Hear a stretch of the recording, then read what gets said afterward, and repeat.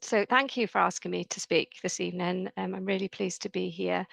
My name's Catherine. I'm a clinical psychologist and I live with psoriasis. And I'm going to talk today about psoriasis and sleep and my own experience of that. So this is me back in 2007.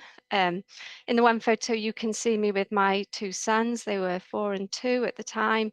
And if you can see in the other photo that I was quite heavily pregnant with my third child. And I was feeling pretty happy and confident about it all. My boys were busy, but they'd always slept really well. And I was thinking I'd really got it cracked as a parent. And then my daughter was sent to me, I think, as a lesson in humility, because unlike my boys, she did not sleep, and none of my tricks worked. It was really hard to settle her, and I had sleepless nights that went on for months and months. But at the same time, my psoriasis really flared up, and it had done the same after my boys were born.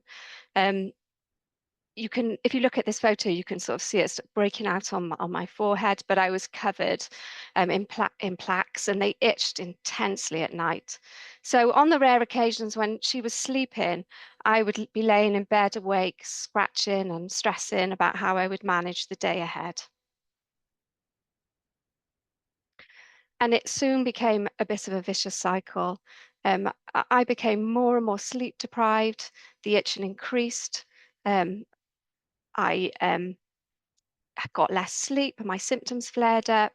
I started to adapt what I was doing during the day. So I was eating sugary food and junk food for energy. I was skipping putting on my creams, and there was no time for exercise. Um, and on top of all that, I had a crying baby. So on top of the itch, my baby was keeping me awake. And on top of all that, I had all the other things going on in life, the other life stresses that had an impact on my stress levels too. And it felt like things were getting worse and worse and worse. So what's the problem? Well, as a psychologist, I know that our sleep is fundamental to both our psychological and physical health. It's linked with mental health problems, both as a cause of mental health problems and it's also a symptom. And we know that chronic sleep deprivation increases your risk of health problems like obesity and diabetes, and it affects your immune system functioning. And it won't be a surprise to anyone that sleep deprivation is linked to memory and thinking problems. In fact, driving on less than 5 hours sleep is as dangerous as drink driving, and a quarter of all serious and fatal road traffic accidents involve sleep deprived driving. Um, and this is especially relevant this time of year if the clocks have just changed. But back in the spring, when we lose an hour of sleep, there's an increase in the level of heart attacks, 24% more. And conversely, when the clocks change in the autumn and we get an hour extra sleep, there's a reduction in heart attacks. So there's serious implications of sleep deprivation. But most of all, as I'm sure most people watching today will know, lack of sleep just feels horrible. You feel you can't cope, you can't function, and you just feel pretty miserable. So what do we know about psoriasis and sleep? Well, my situation's not unusual. So lots of us, in fact, around 60% report sleep problems. And similarly, a lot of us have less than the recommended amount of sleep even when we are sleeping. And it's things like our symptoms like pain and itching all impact sleep. But it also seems that lack of sleep affects psoriasis and makes things worse for our skin. So people who are sleep deprived and have psoriasis have an increase of comorbidities like cardiovascular disease. And we know from research looking at night shift workers that they're more likely to get psoriasis. And when they have psoriasis, they're more likely to have worse flare-ups. And there's also evidence that sleep dysfunction contributes to chronic inflammation, which adds to the whole picture. So I'm a psychologist and I work with people who have sleep problems. And I know that the first go-to is sleep hygiene. And this involves improving your conditions for sleep, like not drinking caffeine before bed, not looking at your mobile phone, and having a good bedtime routine. And all that can be really, really helpful. But for me, it wasn't especially helpful because I had a crying baby and I had itching skin and my joints hurt. So it wasn't the answer for me. So I had to think about a little harder about what might help me improve my sleep. So I know there are psychological factors linked to sleep problems. The first is that what we call the paradox of sleep effort. And what that means is when we try hard to do anything, including going to sleep, we're actually telling our brain that it's time to go into work mode because there's a problem to solve. So the brain activates itself and we become more alert and more aroused. And the problem with this is that alertness and arousal are incompatible with sleepiness and falling asleep. So that means by trying hard to sleep and trying to get everything right, I was actually making it more difficult for myself to fall asleep. What I found most helpful was reminding myself um, that there's evidence that the lack of sleep makes things a whole lot worse. So I knew that my worry wasn't helping me. So there's studies done on people looking at sleep, and they found that there's a group of people they call complaining good sleepers. So these are people who think they sleep well, but when you put them in a sleep lab, they suffer from, they do have insomnia, but they don't believe or realize that they do. So these non-complaining poor sleepers don't experience distress or anxiety, and they don't report daily fatigue. So there's another group as well who think they have insomnia, but when you study them in a sleep lab, they actually sleep normally. And these are more likely to experience high blood pressure, fatigue, anxiety, and depression. So it seems there's something about insomnia identity. So what you think your sleep is like, and that's more predictive of impairment than actual poor sleep itself. So this is the cycle I just showed you, but in actual fact, it was a little more complicated. So my worry about not sleeping, which you can see here, leads to the production of adrenaline and cortisol. It makes me stressed, and that actually activates my brain. And this was leading me to feel more awake and making it harder for me to switch off. And research actually tells us that worrying about not getting enough sleep can itself lead to prolonged insomnia. So what could I do?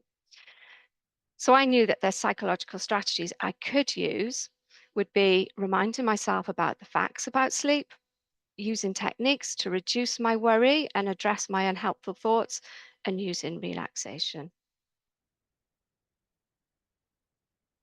So, what were the facts I needed to know? So, I reminded myself about sleep. So, we go through several sleep cycles each night, from lighter sleep to deeper sleep, and we spend less time in deep sleep as the night progresses. And for all of us, there are moments of awakening that happen just next to the REM or dream sleep. A lot of the time, we fall asleep so quickly that we don't remember this. But if we're concerned about sleeping, we actually might wake ourselves up properly during those moments by worrying. So I reminded myself that actually it's normal to wake during the night. And in fact, most of us wake up 2 or 3 times in the night for various reasons, and that's considered a normal part of a normal sleep pattern. I also reminded myself that I was doing much better than our ancestors. So, years ago, people shared beds. The beds are uncomfortable. They may not have had beds at all. There may have been things like bed bugs and cold rooms. So, my sleep environment was already much, much better. And in fact, in the Middle Ages, it was common for people to sleep in 2 phases. So, they would go to sleep at sundown, and then after a few hours sleep, people would tend to wake up for a few hours or an hour or so to eat, pray, to look after animals or tend to fires. And then they would go to bed for their second sleep. And actually, this only changed after the Industrial Revolution. So I reminded myself that this idea that I had to have a block of perfect sleep was perhaps not right. And finally, I reminded myself that when you put people into sleep labs, they are very bad at estimating how much sleep they're actually getting. So there was a good chance I was doing better than I actually realized. So knowing these facts helped me reduce my worry. So the next thing I tried was practicing mindfulness, which is a type of meditation to manage my worries.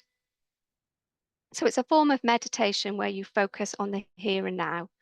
So I would practice this regularly during the day. I'd find little moments like when I was waiting for the kettle to boil or while I was in the shower, and I would practice bringing my attention to the here and now. And I also bought a CD that had mindfulness exercises for children, and I practiced with my boys. So what all this practice meant that was that in the night when I woke up and I was worrying or I was scratching and I was worrying, I could practice mindfulness much, much easier because I was used to doing it. So instead of getting caught up in my worries, I would focus on the here and now. I wasn't activating my brain or starting a stress reaction, and I was much more likely to fall back to sleep. And I also used a technique from acceptance and commitment therapy.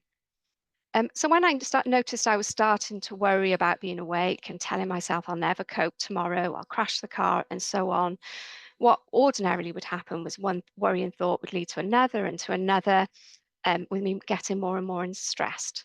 So instead, what I would do was visualize a stream, and I would visualize leaves floating down the stream. And as a worry came up, I would just visualize taking that worry, putting it on a leaf, and letting it float away. And what this allowed me to do was distance myself from my thoughts and stopped my body responding to them as if they were actually happening right now and waking myself up. So, just to summarize all that, um, psoriasis can affect your sleep. Poor sleep can have lots of negative impacts. It's very easy to start a vicious cycle when you start to worry, but regular enough sleep is important. But it's important to remember that how we think about sleep is important, and worrying about sleep, lack of sleep, makes things a whole lot worse. And there's lots of good evidence that psychological strategies like these I've described can and do help. So if you wanted to read more, you can find um, descriptions of acceptance and commitment therapy and mindfulness in my book, Coping with Psoriasis. And I also have a website, which is copingwithpsoriasis.com. And if you go to the resources section, it'll take you to some great sleep resources, which are available online, some of which are free and some of which are available through the NHS. And you can just follow that QR code to take you there. So luckily, my daughter started sleeping. This is her sometime later, and she's a very good sleeper now. Um, and so those strategies and techniques that I used then, I still use from time to time now when my skin is itchy, and they still continue to be helpful to me. So thank you for your time this evening. Diolch yn fawr.